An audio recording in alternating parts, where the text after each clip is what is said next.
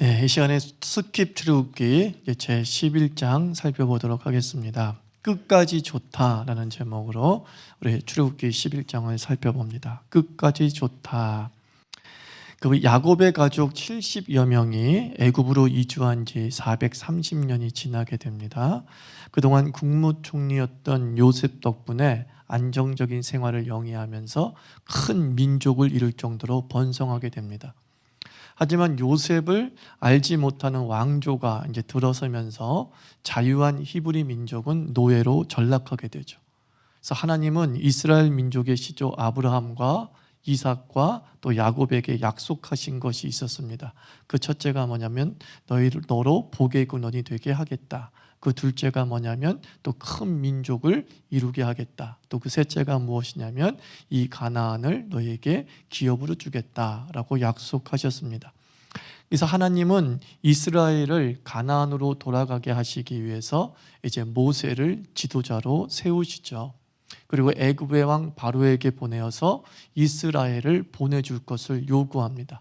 우리 하나님 여호와에게 예배하기 위해서 우리를 이 땅에서 보내달라라고 요구하게 되죠. 하지만 우리가 성경을 읽어서 알 수 있다시피 바로는 완고해서 결코 이스라엘을 보내기를 허락하지 않습니다. 하나님은 어쩔 수 없다는 말이 맞아요. 의도하시는 게 아니에요. 어쩔 수 없이 당신이 온 우주의 하나님이심을 드러내고 또 이스라엘의 믿음을 위해서 애굽에 기적과 같은 재앙을 내리시는 것이죠. 10가지 재앙을 내리는데 나일강이 피가 되고 개구리가 올라오고 티끌이 이가 되고 파리가 들끓고 가죽이 떼죽음 당하고 악성 종기가 생기고 우박이 내리고 메뚜기가 날라오고 흑암이라고 하는 재앙이 몰아닥칩니다. 9가지 재앙이 닥쳤음에도 불구하고 애굽의 왕 바로는 이스라엘을 전혀 보낼 마음을 갖고 있지 않는 거죠. 간간히 보내겠다라고 말을 하는 거지만 그것도 위장된 전술이었죠. 바로가 버틸 때마다 애굽은 황폐해지고 또 백성들은 고통에 시달렸습니다. 하지만 바로 자신은 아직 살만했기 때문에 아랑곳하지 않고 하나님의 뜻에 대적하게 되죠. 이제 하나님께서 최후의 칼을 뽑을 수밖에 없었습니다. 오늘 출애굽기 11장은 그 최후의 심판, 애굽의 모든 장자의 죽음을 경고하는 장입니다. 마지막으로 치닫기 직전에 폭풍 전야의 모습이 출애굽기 11장에 기록이 되어져 있는 거죠. 출애굽기 11장 1절을 한번 읽어보도록 하겠습니다. 시작.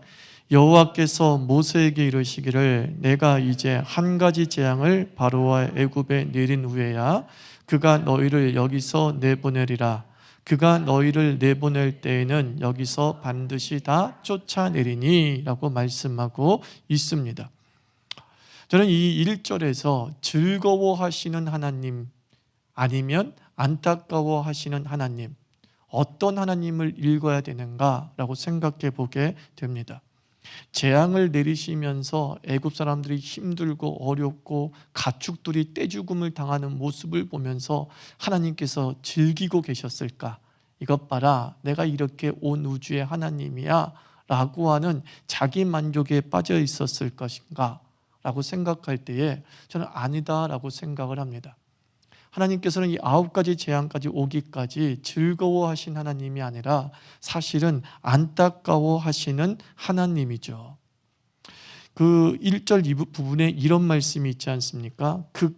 그가 내가 이제 한 가지 재앙을 바로와 애굽에 내린 후에 이렇게 말씀해요. 내가 이제. 근데 저는 이것을 내가 이제 이렇게 강하게 읽지 않고 좀 안타깝게 읽는 거죠. 내가 이제 어쩔 수 없이 한 가지 재앙을 내릴 수밖에 없다. 그 행간의 의미는 이것 아니겠습니까? 여기까지 오고 싶지 않았다. 사실 이거예요. 많은 불신자들이 성경을 읽으면서 구약의 성경을 읽으면서 출애굽기를 읽으면서 아주 포악한 하나님을 자꾸 읽게 되는 거죠. 이런 장면을 보면 다 포악한 하나님 아닙니까? 이스라엘을 위해서 다른 사람들은 서슴없이 죽이시는 포악한 하나님으로 비춰질 수 있잖아요. 그런데 하나님께서도 애굽도 하나님의 백성이란 말이에요. 하나님의 피조물이란 말입니다. 그러므로 그 애굽 백성에게 하나님의 구원의 뜻을 드러내는 과정 속에서 불가피하게 그들 민족이 선택되었지만, 하나님께서는 이들 민족과 처음엔 어떻게 해서 협상하면서 아무런 피도 흘림 없이 행복한 결론을 내릴 수 있었어요. 그냥 우리가 제사를 드리러 갈 테니 우리를 보내주시오. 그러면 바로도 욕심내지 않고, 그러니 그래 너도 가라 라고 했으면 그 어떤 피 흘림의 비극들이 생기지 않았을 거라는 거예요. 그러나 이 하나님의 뜻에 대적하는 죄된 인간의 모습을 애굽이 상징하고 있는 것이죠. 그러나 하나님께서 그 죄된 인간의 모습을 상징하고 있는 그 애굽을 치실 때에 기분 좋게 치신 것이 아님을 우리는 꼭 기억해야 되는 거예요. 여기까지 오고 싶지 않은 하나님, 이걸 보는 거예요. 이제 내가 한 가지 재앙을 더 내려야만 그들이 보낼 것이다. 여기까지 오고 싶지 않았는데 여기까지 오고 말았구나 라는 거예요. 그 재앙의 원인이 하나님에게 있는 것이 아니라 바로의 강폭함에 있다는 것에 초점을 맞춰야 되는 거예요. 자기 백성이 죽어나가는데도 불구하고 자기 권력의 욕심을 버리지 못했던 바로 때문에 애굽의 많은 일반 민중들이 어려움을 겪고 있다는 사실. 그래서 우리는 포악한 하나님에게 초점을 맞춰야 되는 것이 아니라 강팍한 바로에 초점을 맞춰야 되는 거예요. 모든 이 세상의 어려움들이 하나님으로부터 비롯되는 것이 아니라 인간의 욕심으로부터 비롯된다는 겁니다. 우리의 고난이 대부분이 하나님의 징계적 의미의 고난이라기보단 우리의 욕심이 자처한 고통과 고난과 사회적 불안이 많다는 사실을 알고 있어야 되는 거죠. 2절 말씀 읽어옵니다. 시작. 백성에게 말하여 사람들에게 각기 이웃들에게 은근 패물을 구하게 하라 하시더니, 이제 마지막 재앙을 내리시기 전에 하나님께서 모세를 통해서 이스라엘 민족에게 얘기합니다. 패물을 좀 구하라, 패물을 좀 얻어라 라고 말씀하고 있어요. 왜 하나님께서 탈출 직전에, 그리고 재앙이 있기 직전에 이 은근 패물을 구하라고 했는가? 두 가지 성경신학적 해석이 있을 수 있죠. 그 첫째 해석이 무엇이냐면 정당한 임금을 받으라, 이렇게 해석할 수 있는 거예요. 그들은 노예였습니다. 정확히 얘기하면 노예로 전락한 사람들이죠. 노예로 전락되었을 때에 그들은 그들의 사유재산을 다 몰수당한 것이 분명합니다.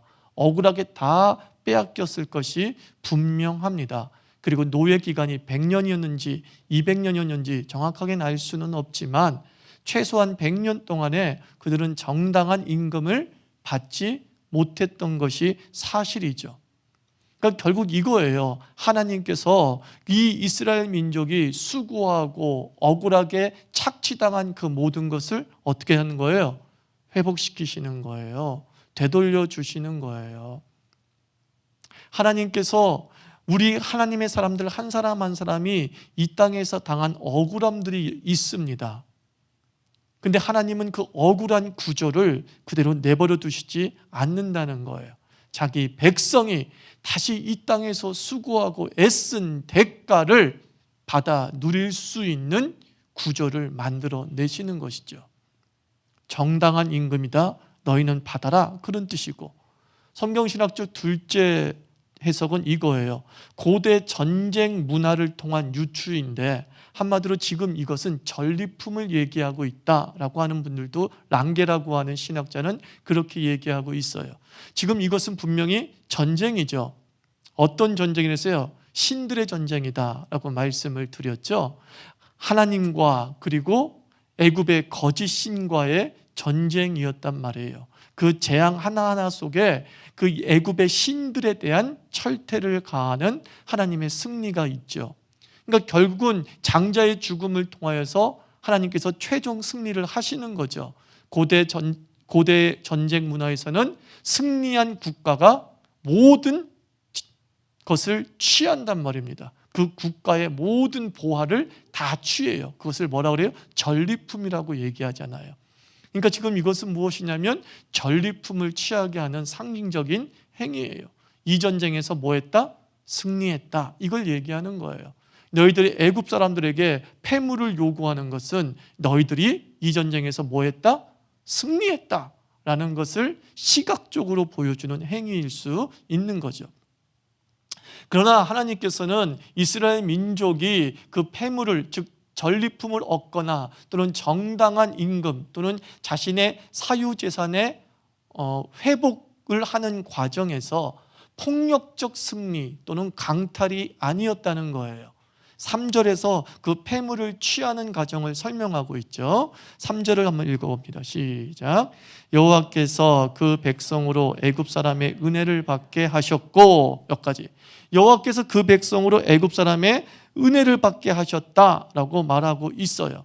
이게 뭐냐면은 이스라엘 애굽 사람들이 하나님 같은 입장에서 넓은 아량을 베풀었다 그런 뜻이 아니라 애굽 사람들이 이스라엘 사람들을 존중하고 대우했다 그런 뜻인 거예요.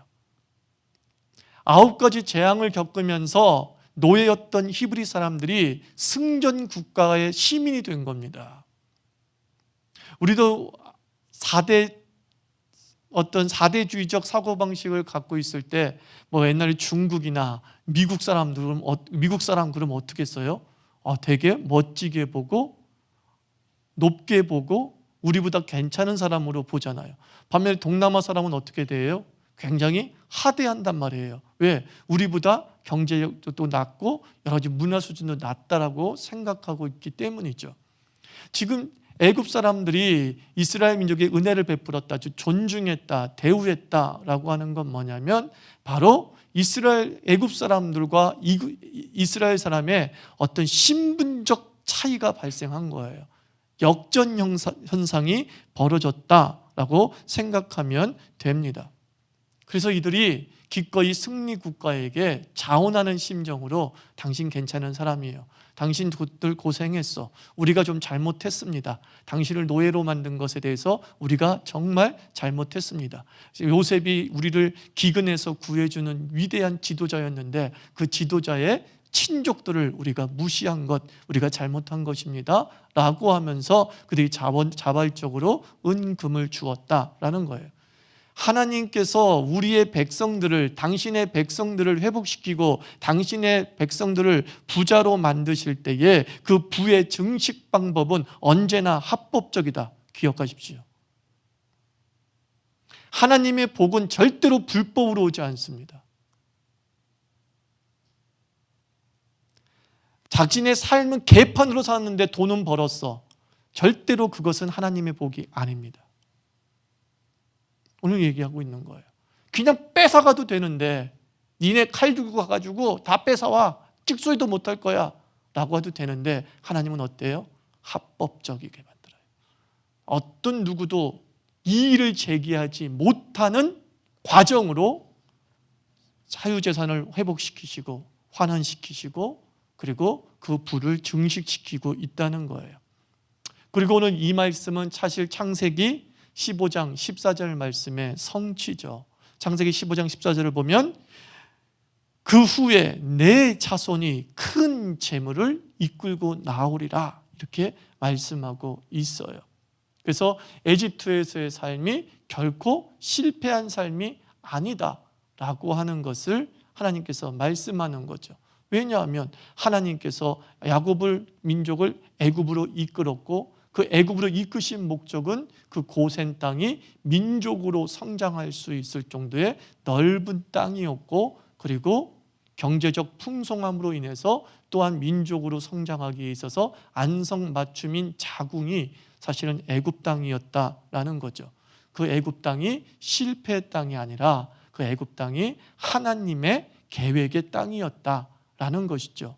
그러므로 하나님께서는 은금과 폐물을 갖고 나오게 하겠다고 하는 약속을 성취시키는 겁니다. 따라하시죠. 부의 증식은 합법적이다. 그렇다는 거예요. 합법적이기 때문에, 그렇기 때문에 뭐가 없냐? 부작용이 없는 거예요. 부작용이 없어요. 한 번 받은 복은 계속 그 복이 내 삶에 평안을 줘요. 그러나 잘못된 방법으로 증식된 복은 끝없이 내 삶을 피폐하게 만드는 거예요. 힘들고 어렵게 만드는 거예요. 그래서 모세는 어떤 사람이 되었는가? 3절 하반절을 읽어보면, 또 그 사람 모세는 애굽 땅에 있는 바로의 신하와 백성의 눈에 아주 어떻게 보였어요? 위대하게 보였더라 라고 말씀합니다. 이 말씀도 역시 출애굽기 7장 1절 말씀의 성취 아닙니까? 하나님께서 모세를 부르신 다음에 모세에게 뭐라고 그랬어요? 바로에게 가라 얘기하라. 나는요 말이 둔한 자이기 때문에 어쩌고저쩌고 하면서 자신의 연약함, 부족함을 얘기하는 거죠. 한마디로 누가 무서웠던 거예요? 바로가 무서웠던 거예요. 사실은요. 바로에게 자기가 죽임을 당할 수 있는 위치라는 것을 모세가 너무나 잘 알고 있었죠. 그때 하나님께서 출애굽기 7장 1절에서 뭐라고 말씀합니까? 내가 너로 바로에게 신이 되게 하리라 그랬단 말이에요. 너 주눅들지 마. 너가 사명 감당해서 바로 앞에 서면, 바로는 신이었죠. 살아있는 신이었죠. 근데 그 살아있는 신 앞에서 도리어 모세가 살아있는 신처럼 되게 하겠다라고 하는 7장 1절의 말씀이 이루어지게 되는 것이죠. 재앙이 더해질수록 모세의 권위가 올라가고 모세의 권위가 바로보다 더 높은 위치에까지 격상되는 이 결과를 보여주고 있는 거예요. 그리고 4절을 읽습니다. 시작. 모세가 바로에게 이르되 여호와께서 이와 같이 말씀하시기를 밤중에 내가 애굽 가운데 들어가리니 라고 말씀합니다. 자, 보십시오. 많은 재앙은 그냥 하나님께서 뭐 손을 들라 얘기하고 손을 펼치라 얘기하고 뭐 지팡이를 던지라 얘기하고, 그럼 모세가 말한 대로 되는 일이 벌어졌어요. 그런데 이 마지막 재앙의 특징이 뭐냐면, 여기서 내가는 누굴 얘기하겠어요? 여호와 하나님 자신을 얘기하는 거예요. 하나님이 어떻게 하겠대요? 직접 애굽 가운데 어떻게 하겠다? 들어가겠다라고 말하는 거죠.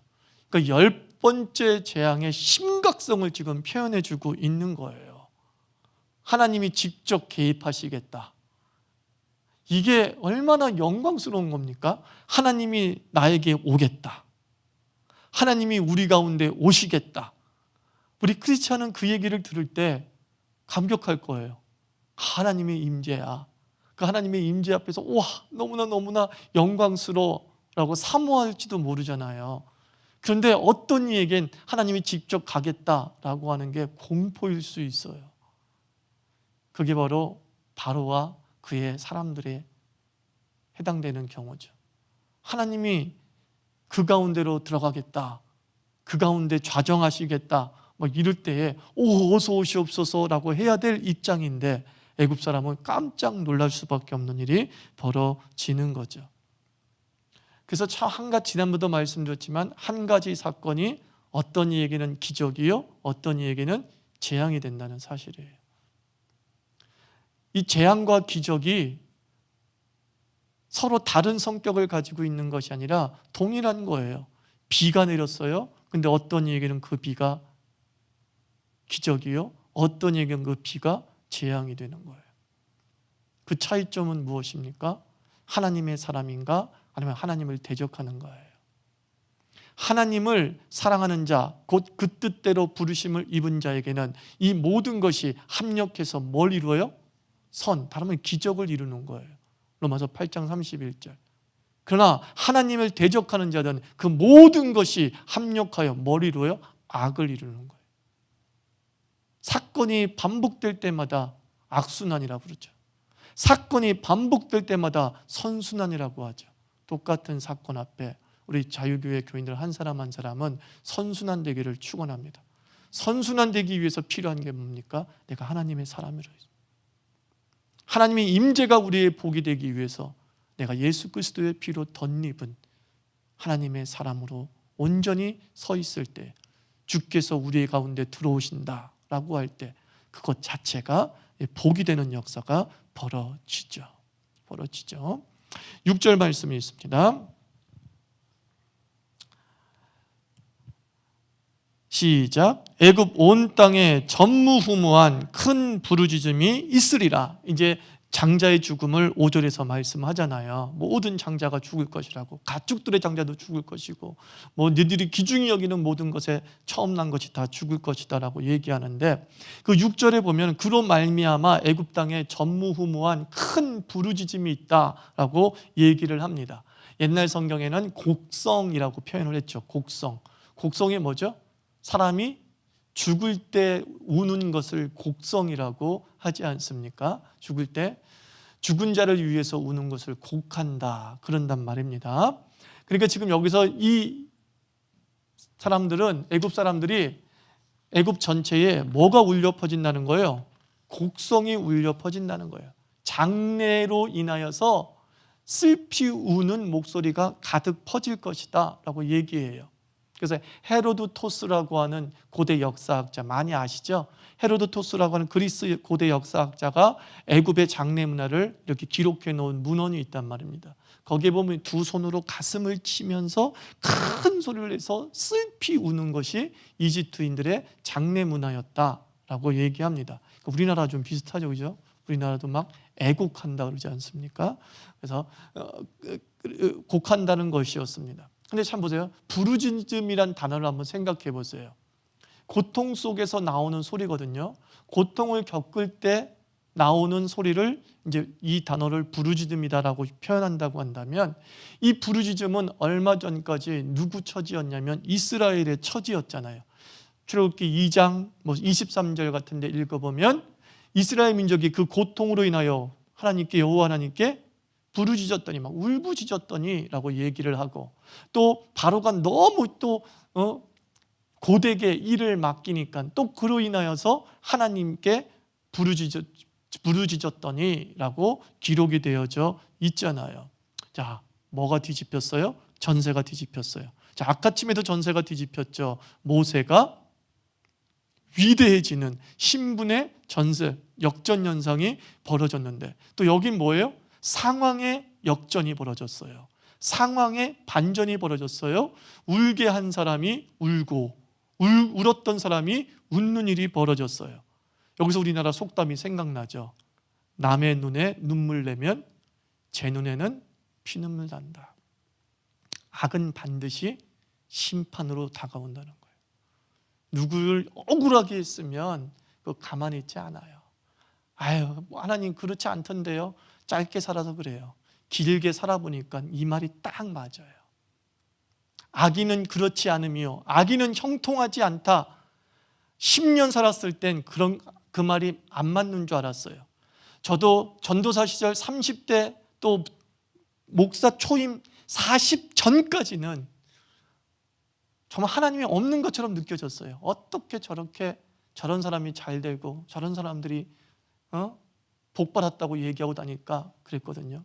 근데 거기서 10년을 또 더 살아보니까 그 복 받았던 사람이 무너지는 것을 내 눈으로 본 거예요. 내가. 아, 그렇구나. 성경을 쓴 사람들은 끝을 보고서 쓴 사람들이잖아요. 무슨 뜻인지 아세요? 끝을 보고 쓴 사람들이야. 그들이 악인의 종국을 본 사람이에요. 여러분들도 1살, 2살, 이젠 50살, 70살이 되잖아요. 그러면 하나님의 섭리가 크게 보이는 거예요. 그렇구나. 악인은 그렇지 않으며 결코 오래가지 않는다. 합법적이지 못한 모든 불의는 부작용을 낳게 되고 그 부작용의 합병증으로 자기 전체를 죽이는 일이 벌어지는 거죠. 이걸 뭐라 그래요? 일반 섭리라 그러는 거예요. 이것은 특별 섭리가 아니에요. 일반 섭리야. 예수 믿으나 예수 믿지 않는 사람이나 다 이 하나님의 섭리에서 벗어날 수 없어요. 악인이 끝까지 잘 되면 하나님은 존재할 필요가 없기 때문이에요. 하나님의 섭리가 이 땅에 작용해야 되기 때문에 하나님께서는 악인이나 믿는 자나 믿지 않는 자에게 이 원리를 적용하시는 거예요.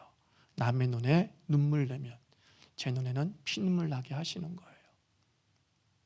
이게 바로 이스라엘 민족에게 벌어졌던 전세의 역전이었어요. 그죠? 상황이 뒤집어졌어요. 참 조심해야 되면서 우리 자신에게 뭔가 하나님을 믿을 만한 이유가 되기도 하는 것이죠. 하나님을 원망하지 않아도 되는 이유, 하나님께서는 우리에게 불공평한 삶의 현실을 그대로 어떻게든 견디고 살아라고 하시지 않는다는 거예요. 어쩔 수 없이 이 또한 지나가리라, 이 또한 지나가겠죠. 그러나 반드시 불의의 상황은 주께서 바꾸신다는 거예요. 그게 우리의 시각으로 10년 안에 이루어질 수 있고 죽을 때 이루어질 수 있고 인류사라고 하는 큰 역사의 틀 속에서도 재현될 수 있는 것이죠. 하나님은 결코 악인은 그렇지 않으며 라고 말씀하시는 세상을 이 땅에 보내신다는 거예요. 그래서 7절 보세요. 읽습니다. 시작. 그러나 이스라엘 자손에게는 사람에게나 짐승에게나 개 한 마리도 그 혀를 움직이지 아니하리니 여호와께서 애굽 사람과 이스라엘 사이를 구별하는 줄을 너희가 알리라 하셨나니 라고 말씀하고 있어요. 자 보세요. 이스라엘 사람들에게는 아무 일도 벌어지지 않을 거래요. 그런데 아무 일도 벌어지지 않을 거라는 말을 좀 이렇게 은유적으로 표현한 거죠. 개 한 마리라도 그 혀를 움직이지 아니하리니. 자, 이거 한번 생각해 보세요. 개처럼 주변 상황에 민감한 동물이 어디 있습니까? 사람 발자국만 조금만 바스락거려도 짖잖아요. 그죠? 좀 더 어수선해지면 더 아와와와 웃잖아요. 심지어 우리나라 사람들은 개가 또는 고양이가 영물 그래가지고 뭘 본대요? 귀신까지도 본대잖아요. 그래서 아무 소리도 안 들리는데도 불구하고 개가 왕왕왕 짖으면 뭐가 왔다는 거야? 귀신이 왔다. 이렇게 말할 정도란 말이에요. 그래서 우리나라 삽살개가 귀신 쫓는 개잖아요. 그런다고 하잖아요. 그렇게 얘기를 할 정도야. 어떠한 문제를 인간보다 더 민감하게 반응하는 아주 사소한 불안정 요소도 더 민감하게 반응한 게 개인데 그 개가 이스라엘이 사는 지역에서는 뭐 했다는 거예요? 입도 뻥끗 안 하고 자고 있더라는 거예요. 한마디로 극도의 평안의 상태죠.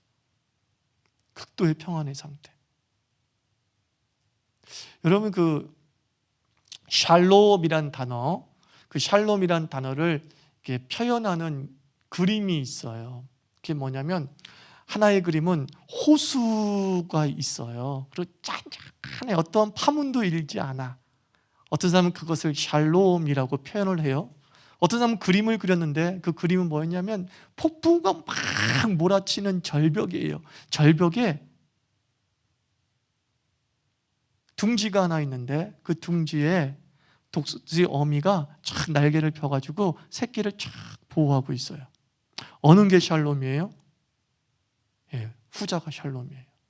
아무 문제 없음이 샬롬이 아니라 문제적 상황에서 그 둥지가 아무 문제가 없어. 그게 샬롬이에요. 이 땅을 살아가면서 수많은 문제가 우리 주변에서 벌어져요. 근데 그 주변에서 벌어지는 문제가 나에게 영향을 미치지 못해. 그때 쓰는 단어가 뭐예요? 샬롬인 거예요. 위대한 단어예요. 샬롬이라는 거. 매우 역동적인 단어예요. 잔잔한 호수는 돌 하나 던지면 파문이 일면서 다 그 잔물결이 번져나가지만 폭풍우가 치는데도 하나님의 날개 안에 있는 우리 인생은 그 폭풍우에 관계없이 평안하게 잠든 새끼와 같은 거예요. 비 한 방울 맞지 않고 따뜻하게 잠을 자고 있는 상태가 샬롬이에요. 샬롬은 매우 다이나믹한 거예요. 매우 다이나믹한 거예요. 지금 이것을 보여주고 있는 거예요. 하나님의 은혜가 임한 고센 지역, 하나님의 은혜가 임한 이스라엘 지역에는 이 역동적 샬롬이 역사하는 거죠. 우리 집처럼 되기를 축원하십시오. 우리 집처럼 되기를. 우리 집이 물론 이기적 욕심으로 세상은 망해가는데 우리만 안 망해 그런 뜻이 아니라 그런 뜻이 아니라 세상의 그러한 모든 불안 요소가 우리의 삶에 영향을 미치지 못하게 하소서 그러는 거예요. 상황에 휘둘리지 않게 하소서. 아시겠어요? 온갖 잡소리에 휘둘리는 사람들이 얼마나 많아요. 근데 주님의 샬롬이 임하면 잡소리가 들리는데 그 잡소리가 내 마음을 깨뜨리지 못해요. 온갖 지저분한 소리가 나에게 열등감을 조장시키려고 하고 나에게 험담을 퍼붓고 악담을 하고 저주를 하는데 그 저주대로 내가 되지 않아요. 왜 그래요? 하나님의 샬롬이 있기 때문이라는 거예요. 하나님의 샬롬이 우리를 붙잡고 있기 때문이다. 이게 고센 지역에 나타난 모습이라는 거예요. 그리고 이제 8절 한번 읽어봅니다. 시작. 왕의 이 모든 신하가 내게 내려와 내게 절하며 이르기를 너와 너를 따르는 온 백성은 나가라 한 후에야 내가 나가리라 하고 심히 노하여 바로에게서 나오니라 라고 말씀합니다. 두 가지 재밌는 장면이 나옵니다. 첫 번째 장면이 뭐냐면은 이 말을 하고 있는 모세가 나가는데 누가 따라 나와요? 네. 흑암의 저주가 임할 것이다 라고 얘기를 하고 났는데 누가 와서 절해요? 네, 바로의 신하가 와서 모세에게 절을 해요. 누구 앞에서? 주경이 누구 앞에서? 바로 앞에서. 몰래 와서 절한 것도 아니야. 몰래 와서 모세씨 진정하세요. 우리 왕이 지금 정신이 없어가지고 지금 헷가닥해서 상황 판단을 못해요 라고 이렇게 유화책을 펴는 것도 아니고 바로가 보는 앞에서 내려와서 모세에게 확 절하는 거예요. 모세에게 내려와. 이게 무슨 뜻이에요? 자, 왕궁에 보면은 단이 이렇게 만들어져 있어. 제일 높은 단에 누가 있어요? 바로가 있어요. 쫙 이렇게 옆에 조금 낮은 단에 누가 서 있어요? 신하들이 서 있어요. 방백들이 서 있어요. 그리고 나서 바로 이제 또 밑에는 누가 있어요? 그냥 아련하러 온 일반 사람들이나 신하들이 거기 서 있잖아요. 지금 모세는 어디에 있다는 거죠? 바닥에 있는 거예요. 맨 아래층에 있는 거야. 그런데 좀 2층에 있는 신하들이 내려와가지고 절했다 이거예요. 제발 그 재앙은 내리지 말아주세요. 이거 정말 심각한 재앙입니다고 절을 하는 모습을 보여주는 거예요. 자, 여기서도 봐도 전세가 역전됐다는 거죠. 자, 바로가 누구와 같은 존재였다고요? 살아있는 신이었는데 그 살아있는 신 앞에서 도리어 모세에게 절을 했다. 경배했다. 모세가 신이 된 거죠. 모세가 신이 되고 지금 바로의 자존심이 어때요? 완전히 무너진 거예요. 자존심. 짓밟은 거예요. 그나마 이 신하들은 나를 믿어주고 나를 지원할 줄 아는데 신하들조차도 바로를 무시하고 있는 거예요. 바로는 바로고 사람이고 모세야말로 진짜 신이야 이러면서, 물론 모세 뒤에 하나님을 보는 건 당연하겠지만 이렇게 전세 역전이 벌어졌다는 거예요. 또 하나는 무엇이냐면 바로가 다 했던 일을 이제 그대로 당합니다. 그게 뭐냐면 바로가 예를 들면 출애굽기 9장 28절을 보면 제가 읽어드릴게요. 바로가 모세에게 이를 때 너는 나를 떠나가고 스스로 삼가 다시 내 얼굴을 보지 말라. 내가 내 얼굴을 보는 날에는 죽으리라. 지금 이 이야기는 되게 화내면서 읽어야 되는 부분이에요. 바로가 모세에게 되게 화가 났어요. 그래서 엄포를 하는 거예요. 공갈을 하고 있는 거예요. 감히 네가 내 앞에서 쪼잘쪼잘거려? 넌 내 앞에 다시 나타나는 애는 죽을 줄 알아! 썩 꺼져! 이렇게 한 거예요. 그런데 오늘 모세가 9장의 치욕을 되돌려 줍니다. 어떻게 해요? 8절 하반절 보면 심히 노하여 누구에게서 나오니라? 바로에게서 나오니라. 내 백성은 온 백성은 나가라 한 후에야 내가 나가리라 하고 심히 노하여 바로에게서 나오니라. 바로 앞에서 뭐 했어요? 화냈어요. 여러분, 화는 누가 내죠? 화와 힘은 비례하는 겁니다. 화와 지위는 비례하는 거예요. 이등병은 분노하지 못합니다. 대부분의 이등병, 절대 다수의 비등령은 화 못 내요. 병장은 화를 냅니다. 왜? 제일 높은 위치에 있기 때문에. 모세가 화를 냈다는 건 바로 앞에서 이제 위치의 역전 현상을 보여주는 거예요. 모세가 더 이상 바로를 무섭게 안 보고 꼴갑게 보는 거예요. 아이고, 주제에 까불고 있구나 하면서 화를 내고 있는 모습을 보게 되는 거죠. 그래서 이 11장까지 달려오는 모습을 통해서 하나님께서 한 민족을 위해서 역사하시는 것뿐만 아니라 사명을 감당하는 한 사람을 위해서도 역사하는 모습을 보게 되는 거예요. 모세 자신이 희생하고 모세 자신이 정말 포기하고 그 길을 걸었잖아요. 자기가 죽을 수도 있는 상황이잖아요. 근데 하나님은 모세가 죽지 아니하도록 그 사명을 감당하도록 모든 힘과 권세를 집중시켜 주는 거예요. 하나님의 놀라운 유모죠, 유모. 그죠? 제가 자주 말씀드리는 게 뭐였어요? 하나님은 적을 무너뜨리기보단 적보다 강한 나를 만드신다 그랬죠. 그게 시편 23편의 말씀이라 그랬죠. 시편 23편은 뭐예요? 원수의 목전에서 내게 상을 베푸신다 그랬어요. 원수가 사라지게 하는 게 아니라 원수가 있어. 근데 원수의 목전에서 상을 베풀어. 그러니까 원수보다 더 높은 사람이 되었다. 그런 뜻이에요. 그래서 우리는요, 절대적 우위를 점하는 사람이지 상대적 우위를 점하는 사람이 아니에요. 하나님의 방법이에요. 그러니까 하나님은요, 아까 말씀드렸잖아요. 합법적 부의 증식이다 그랬어요. 그리고 폭력적이지 않다 그러셨어요. 원수를 죽여버려. 원수를 망하게 해버려. 그러면 어떤 일이 벌어지냐면 악순환이 생기는 거예요. 죽고 죽이는 일들이 또다시 반복될 수밖에 없는 거예요. 내 것을 뺏으려고 하는 또 다른 강한 무리들이 힘을 키워서 올라오는 거죠. 그런데 합법적이고 무리가 없는 방법으로 우리에게 상을 베푸시고 우리를 높이시니까 그냥 밑에 있는 사람들은 저절로 깨갱, 쟤는 잘해서 그렇게 된 거야, 인정. 제가 상 받을 만해, 어쩔 수 없어, 인정. 부작용이 생기지 않는 방법인 거예요. 하나님은 우리에게 반드시 복을 주십니다. 믿으십시오. 우리가 주님을 믿기 때문에 희생하고 포기할 것이 많아요 라고 하는 것이 우리가 가난하게 살고 아무것도 갖지 못하고 살게 된다라고 하는 숙명을 이야기하는 게 아닙니다.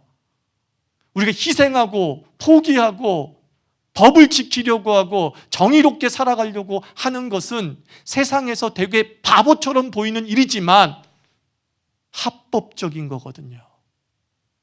하나님의 섭리적인 것이거든요. 그리고 그 합법적이고 하나님의 섭리적인 삶을 사는 자를 통하여서 하나님은 보상을 하시는 거예요. 반드시 보상을 하신다는 거예요. 우리가 모든 것을 잃는 것이 숙명이 아니에요. 주님의 말씀대로 살아가면 다 잃어야 되라고 하는 건 말도 안 되는 거예요. 성경이 그렇게 말하지 않아요.